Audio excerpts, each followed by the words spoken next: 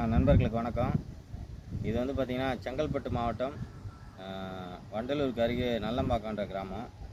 இங்கே பார்த்திங்கன்னா 2023 ஆகஸ்ட் மாதம் வந்து பனை விதை போட்டோம்.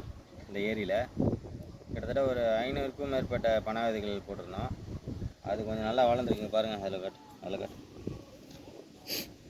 அது இங்கே ஒன்று அப்படியே இங்கே ஒன்று கிட்டத்தட்ட ஓரளவுக்கு நல்லா வளர்ந்துருக்கு. அதாவது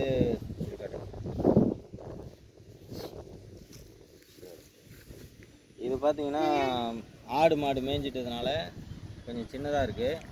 அதெல்லாம் கொஞ்சம் மறைவாக புதருக்கு நடுவில் இருக்கிறதுனால அது ஆடு மாடெல்லாம் மேய முடியல.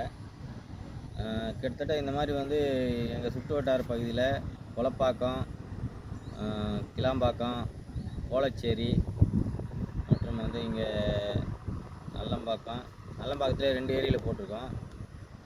இந்த மாதிரி எங்கள் பகுதியில் இருக்கிற ஒவ்வொரு ஏரிக்கரையிலையும் வந்து நாங்கள் தொடர்ந்து ஒவ்வொரு சீசனுக்கும் பனை விதை போட்டுட்ருக்கோம். ஸோ இன்றைக்கி ஆய்வு செய்ய வந்தோம். இங்கே பார்த்ததில் ஒரு 500க்கும் மேற்பட்டு போட்டதில் கிட்டத்தட்ட எல்லாமே முளைச்சிருக்கு. சில இடத்துல மட்டும் ஆடு மாடு கடிச்சிருக்கு. ஸோ இந்த மாதிரி வந்து தொடர்ந்து எங்களுடைய பணி வந்து நாங்கள் தொடர்ந்து செஞ்சிட்ருக்கோம். இந்த பனை மரத்தோட சிறப்பு என்னன்னு கேட்டிங்கன்னா, ஒரு நல்ல வளர்ந்த பனை மரம் வந்து ஒரு 15,000 லிட்டர் இல்லை 20,000 லிட்டர் கிட்ட வந்து மழை காலங்களில் சேமித்து வைக்குமா. அந்த தகவல் வந்து இன்றைக்கி நான் வாட்ஸ்அப்பில் படித்தேன். ஸோ இந்த மாதிரி வந்து பனை மரத்தால் நிறைய பயன்கள் இருக்குது. அது நான் போன வீடியோலையும் சொல்லியிருக்கிறோம். ஒவ்வொரு வீடியோலையும் சொல்லிட்டு வரோம்.